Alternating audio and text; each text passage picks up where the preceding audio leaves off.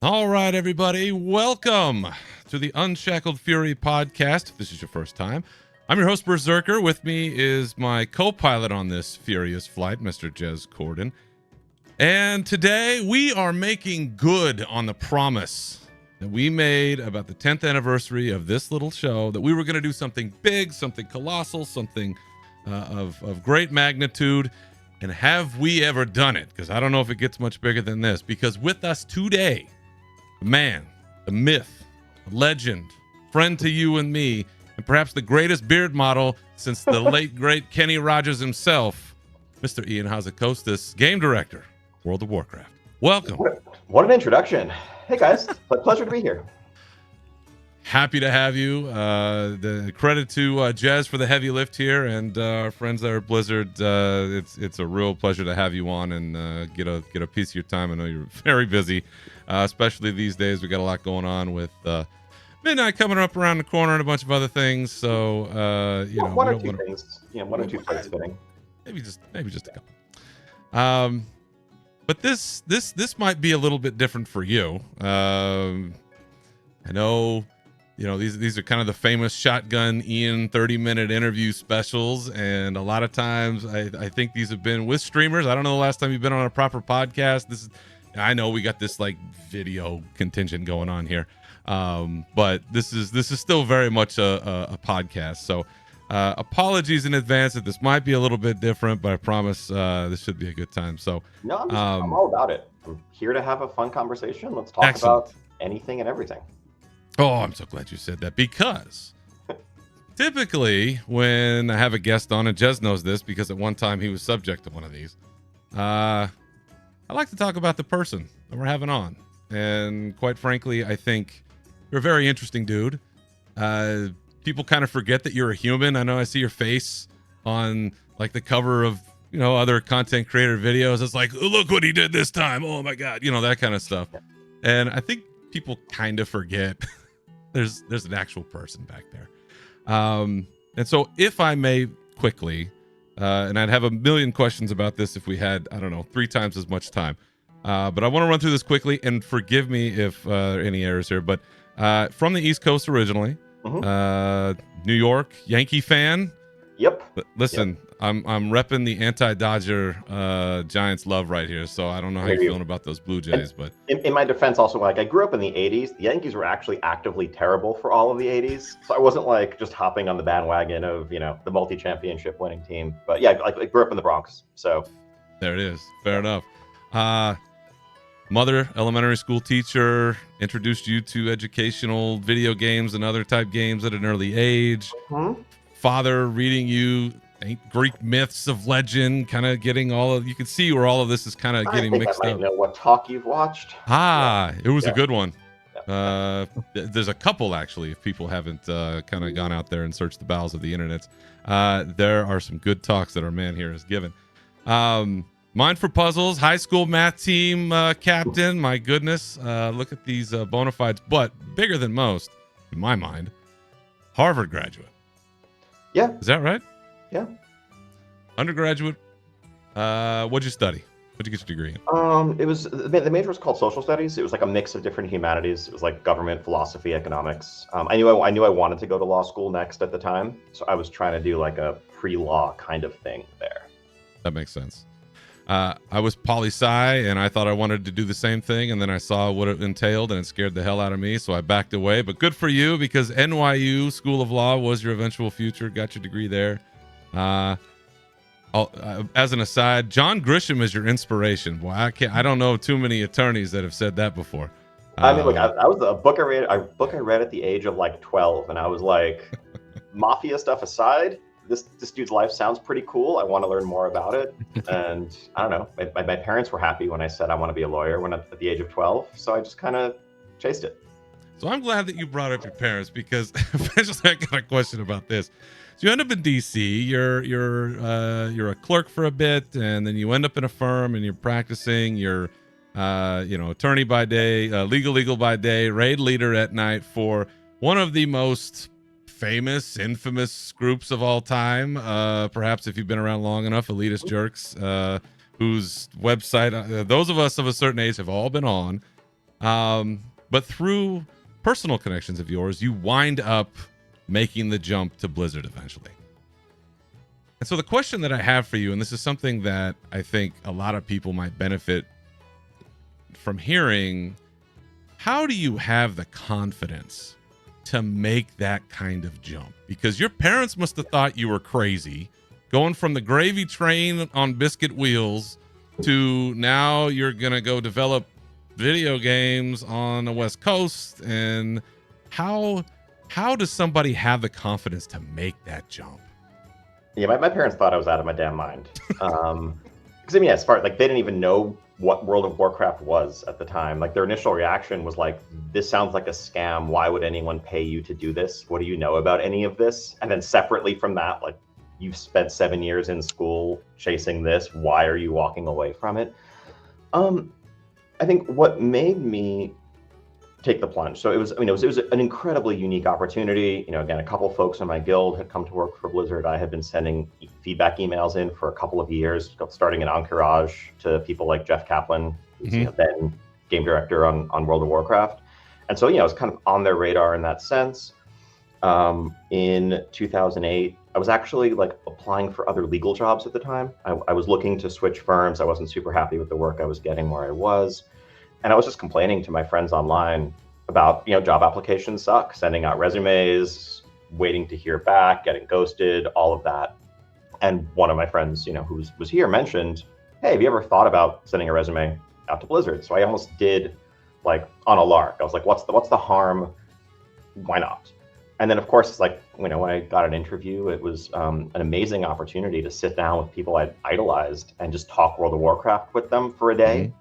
But I didn't even seriously think that I was going to make a whole life career change at that time. I was just fascinated and kind of awestruck, just as a fan, to have that experience. Sure. And then when I ultimately got an offer, what it came down to for me was like, where I was in my life.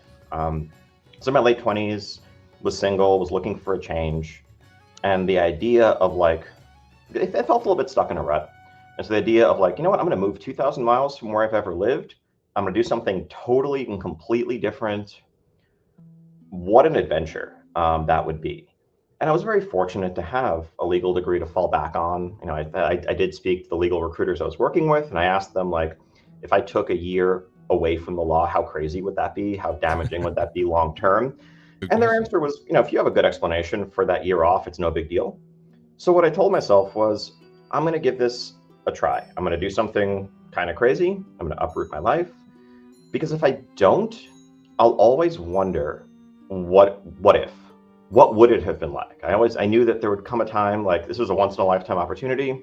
Yeah. If I let it pass me by, I'd come home someday, maybe the next year, maybe 5 years down the road, having had a crappy day at work, feeling a bit down, and think to myself, like, man, I wish I'd seen what that was all about. And so I wanted to know, and I didn't want to have a life that, had regret hanging over it.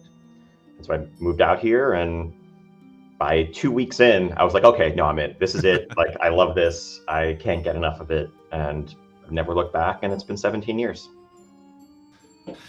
Regret is a hell of a motivator sometimes, but that is an excellent way, I think, to look at things, is that adventure, right? Embrace the adventure, right? If there's anything I've learned from Lord of the Rings, embrace the adventure. So good for you. Now, listen, I'm going to tell you something you probably already know, but I have tremendous confidence in you, and that this game is in the right hands with you at the helm. And I know you get grief, and you're very good about handling it. If I were you, I'd be on a therapist's couch every week. These nerds are getting at me. So I don't know how you do it. But let me tell you, this is how I know this. For anybody that's watching, anybody that's listening, this is how I know these things. I want to take you back to the heady days of BlizzCon 2016, where I held Ian hostage over by some food trucks. And again, many years later, inside the Marriott, there we are. This gracious man, even though, look, you can see he's trying to get away from me, and I don't blame him at all. I would be too. But here was a man. You look very happy in that picture. Look how happy I am. I am thrilled. It's the happiest I've ever been in my life. So here we are. especially in 2016, and you're busy. It's BlizzCon, things are going wild, and you are out there. You're having every conversation with people. You still are that way, as far as I know, to this day. You're very gracious with your times, being here as an example. There was something that you said to me back then that really struck me, was that, just as an offhanded comment, that was the first day that you hadn't completed your emissary quests.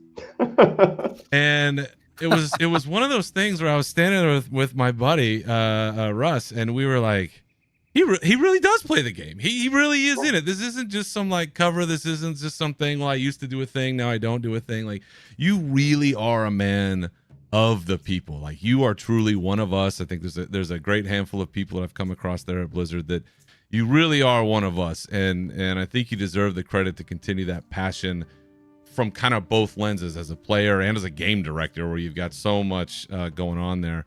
And you have even said yourself recently about sort of the evolution of your own kind of thinking about the game, transitioning over time. But I guess the question that I would have for you is kind of reversing that lens. What's the biggest evolution that you've seen in the WoW community, in the Warcraft community, since you've come on board as an employee?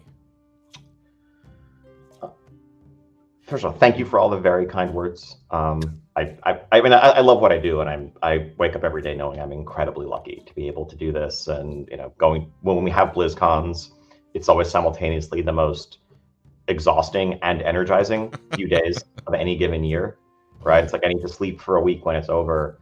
But what a delight to be able to connect with the people whose work, who has touched them directly, and to see that and to hear their thoughts and to hear their stories about the game. Everyone always comes back like super energized, ready to go. Mm-hmm. But about the community at large, I mean, it's a great question. Trying to think through. I don't know that this change is unique to the World of Warcraft community. But I think, as a game that's been going for 20 years now, World of Warcraft and its community have really grown up with the internet. And the way that online communities and the spread of information and discussions have evolved, I think, have inevitably shaped how we approach the game and how we approach speaking to our community. What you guys do is awesome, so I don't want to paint a very broad brush here, but I think like the importance and the rise of influencers and content creators in World of Warcraft, but really all gaming spaces, I think is something that we've, really had to think about how it affects the way our community thinks about the game. Using BlizzCon as an example, I've been to, every BlizzCon except the very first. I've been to all of them since 2008 as a developer. Talking to tons of folks, as I would always do. I would always want to get feedback, ask people like, hey, if there's something we could change about the game to make it better for you, what would that be? Prior to around 2016 or so, 2017, you'd get incredibly diverse answers from people. You'd get answers that reflected their personal experience, the things that they and their guildmates complained about or talked about on Vent or whatever at the time that they wanted to, share a piece of their mind with me about.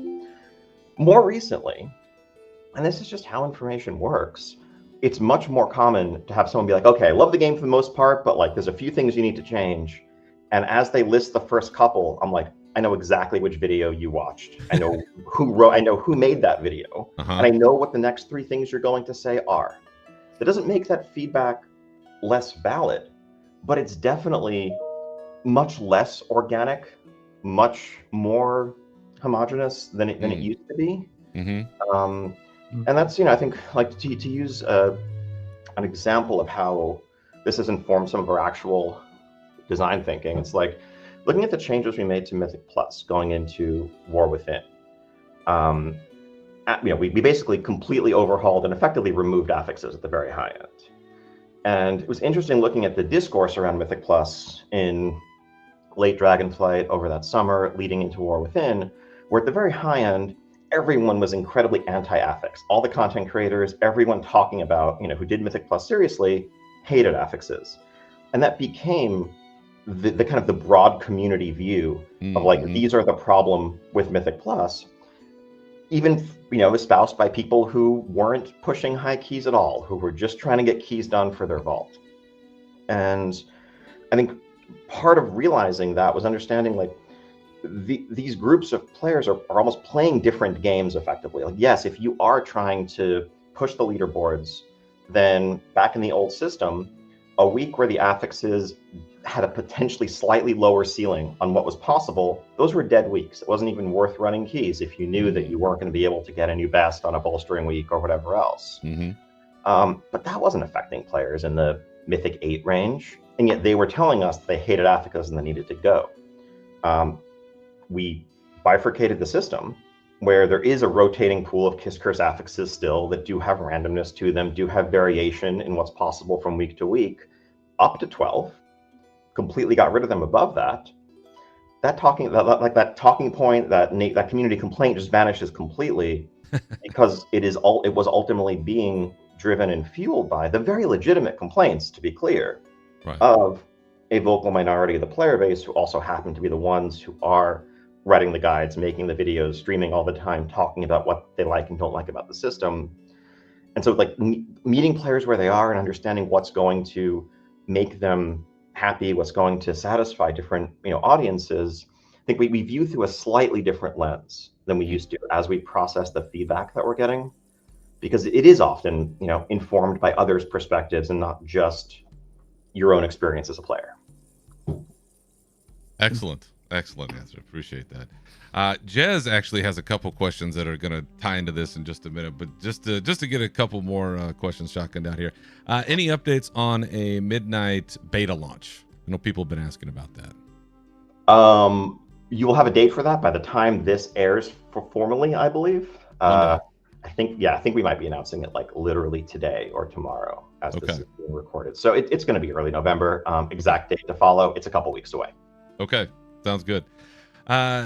Last question for me before I turn it over to Jez. Thinking about the World Soul Saga arc as a whole, we've been told, the design of this is intended in large part to tie up all these loose ends that we've got going on in World of Warcraft. How much of that is guiding your, I guess, decision making when putting all of this together, and maybe more to a finer point, are there still little seeds that are being planted for the future, or is this intended to be like kind of all encompassing and then we're starting completely fresh? So I think, absolutely. We're tackling this magnum opus of a trilogy. I think it's been very exciting for the team to be able to plant seeds and have threads that we know are going to pay off down the line. We've always had loose planning, but we've never known with as much specificity what story we're going to be telling in 2 years or 3 years in ways that allow us to like really foreshadow in a deep way, rather than just kind of like, hey, we came up with a cool idea, we could sort of tie this back to a thing we did and make it make sense.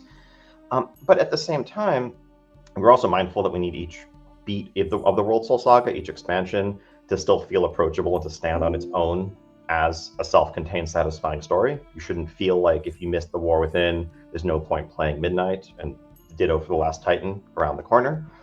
But at the same time, the World Soul Saga is not the end of World of Warcraft. We are not trying to wrap up and conclude everything. Thank you. And we'd be irresponsible if we have a lot more stories to tell, a lot more exciting things to come.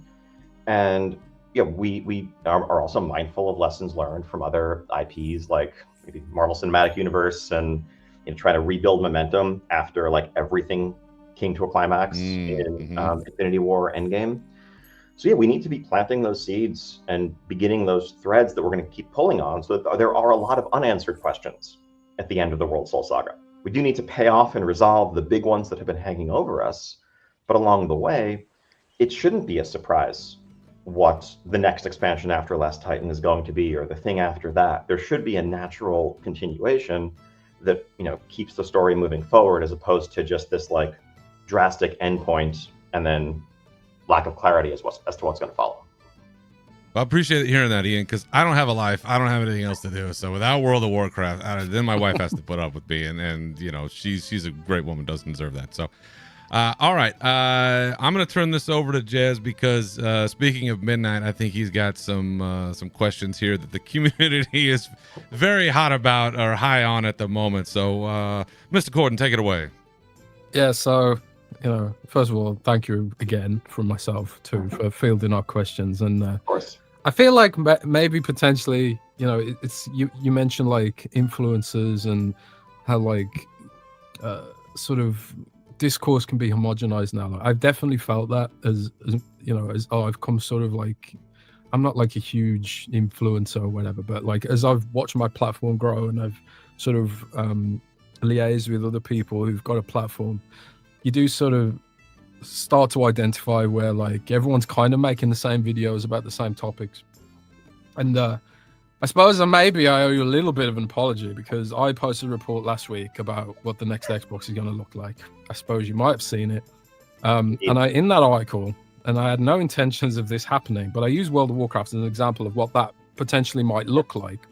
And then extrapolating from that, and obviously I'm not going to ask you to speak to what, Microsoft's plans are, if indeed you even knew them, but the community now has sort of conspiracy theory has coalesced around what this plan might look like, and it's sort of tied into some of the design changes that are going into Midnight, specifically add-ons, the pruning of skills, the sort of merging of skills, and the removal of interrupts, and trying to reduce cognitive load and things like that. And people have started to assume that this is with the goal of bringing the game to consoles or improving, trying to make it more accessible to broaden scrub, dumb it down kind of thing. I wondered if you could speak to some of those, some of that discourse about the design philosophy of Midnight, and if indeed this is all designed by some nefarious means to bring the game to gamepads and stuff like that. It is not. I mean, I think just to be fully transparent, there's no reason for us to hide anything about this. If we were actively working towards bringing World of Warcraft to consoles or a bunch of other platforms, we'd be saying, like, we're actively working towards it. We know we have a lot of work to do, but it's a place where we want to land. Our focus remains right now on the PC-based experience. And I think a lot of these changes as a package are about approachability broadly. World of Warcraft is an incredibly complex game. And as much as, I know there's members of the community who celebrate that complexity, but I think there's a big difference between having a very high skill ceiling in a game, having a tremendous amount of depth, and just having, complexity. I think our goal has always been, Blizzard's goals have always been with all of our games, to have them be easy to learn and nearly impossible to master. And I think a lot of our changes in World of Warcraft in Midnight are aimed at improving the easy to learn side of that spectrum. I think the skill ceiling in this game is still going to be incredibly, incredibly high. You're going to see the people who have been, pro level PvPers, people running MDI, people, topping the leaderboards in Mythic Plus, people pushing the race to World First. The same people are going to be the ones who are coming out on top in this world, and there will be countless challenges for them to, tackle as they try to approach perfection. Really, we've been talking about this for about a year now philosophically. This is us stepping back and kind of taking stock of the state of the game, what's required to play it well, what's required to even play it at what is now kind of a baseline level for the community at endgame. What, a normal or heroic raiding guild is expecting you to know or to have installed or to do, what an average Mythic Plus pug is expecting of you, and making sure that those expectations are reasonable. And so, the changes that we're making, unlike on the class side, for example, unlike the last round of pruning that we did like 8 years ago, 10 years ago, where we actually just focused very heavily on button count in terms of number of abilities in your spellbook, and we mostly pruned utility abilities that maybe didn't feel as commonly used by the average player. The feedback we got around that was that was doing a lot to harm class and spec identity. That was actually in some ways lowering the skill ceiling, because we were taking niche abilities away that let players feel cool or smart and differentiate themselves because they were using them properly. But what we weren't doing back then was slightly simplifying the core combat rotation that 100% of players need to do. And again, that's more the approach we're taking here today, of how many abilities do we have that are redundant, that are commonly macroed together, that really are just, there's no deep gameplay to them. It's just like, it's the right answer to push this every 15 or 20 seconds on cooldown when it's up, no matter what. And maybe you build a weak or something to remind you to make sure you're always doing that. Is that really adding interesting gameplay? Is that adding depth, or is it just adding complexity? And that's what we've tried to target. Now, I'm not going to say that we are finished or that we've done a perfect job there, but that's been the starting point of this overall approach. And the team is continuing to iterate over the course of alpha and beta to follow. I understand. I mean, it's I did jump into Midnight, and played around my Warlock a little bit.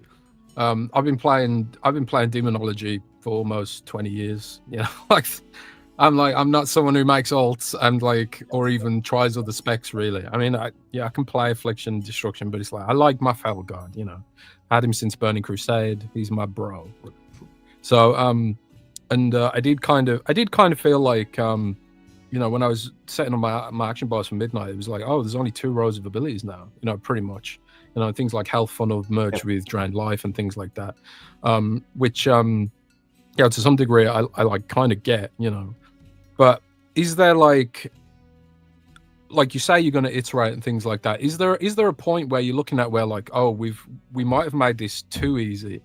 Because like one of the things that I've always sort of struggled with trying to get friends and family into this game is especially like the lower levels and stuff. They're like, this game is like so easy to the point of being disengaging. Yeah. So like actually finding that point, that sweet spot where people actually feel challenged and engaged, that can actually be an issue too. So I wonder if like, is there a point where you might go, oh, actually we've maybe removed too much of the engaging feel from a class or a spec or like healing and stuff like that? Because I've openly admit, I think playing Disc, like as a dumb Warlock, playing Discipline Priest, I think almost gave me an aneurysm. I was like, how do people do this? I've got new respect for healers after that. Yeah, so I think that it's certainly possible that there are places where we have gone too far, as I acknowledged, right? I think this is probably the simplest that we're going to get, right? I think we did whatever pruning and streamlining we were going to do pretty upfront. If we're hearing from players that in some cases we've gone too far, or it feels like there are gaps in their rotation or beloved abilities that are missing, those are things that the team is very open to returning. That said, I think we also it's not a bad place for us to have a range of complexity when it comes to different specs. We have, with the number of specs we have in the game at this point, particularly on pure DPS classes where you have 3 options, it's okay if there's one that feels a little bit simpler, a little bit more accessible. Beast Mastery Hunter has been kind of the marquee example of this for years, right? If someone is looking for a relatively straightforward spec to play over many expansions, that's one of the top recommendations. It's also no surprise that is one of the most popular specs out there, even when they're not at the top of Sims or the meters, because of that. And there is a very healthy appetite among a broad base of players for simpler specs. And so do we want everything to be that? No. We also want there to be the more challenging ones that, particularly if you're speccing into certain talents where you can opt into extra layered complexity. We're trying to really cast a very broad net here to offer something for every type of play style. But we also understand that, as you said, if you've played Warlock, you've played Demo for years and years and years and years, we don't want to too significantly change that out from under people in ways that contradict their expectations or the things that they've come to fall in love with about the specs. That said, with every new expansion, we're adding new things. We're adding Apex talents. We're going to have new set bonuses, new things to layer on top of all of this. And so we do need to be mindful. I mean, that's why we use the pruning analogy. We can't just have like unfettered, unshackled growth open-endedly, or things are just going to collapse under their own weight. We do need to think about what pieces we can remove or streamline a bit as we continue to add to allow healthy growth. Sounds all right. Good.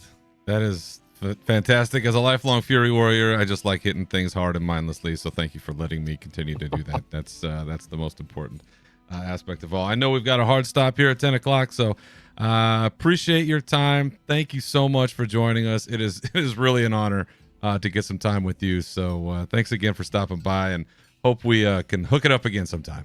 It's been an absolute pleasure, guys. Thank you for having me on. And yeah, I'd love to talk more. I think we could keep going for probably hours here. You know it. Thank you, Ian. More time to convince you to add playable ogres, right? Exactly. There it is. Thank you. There it is. Thank you so much.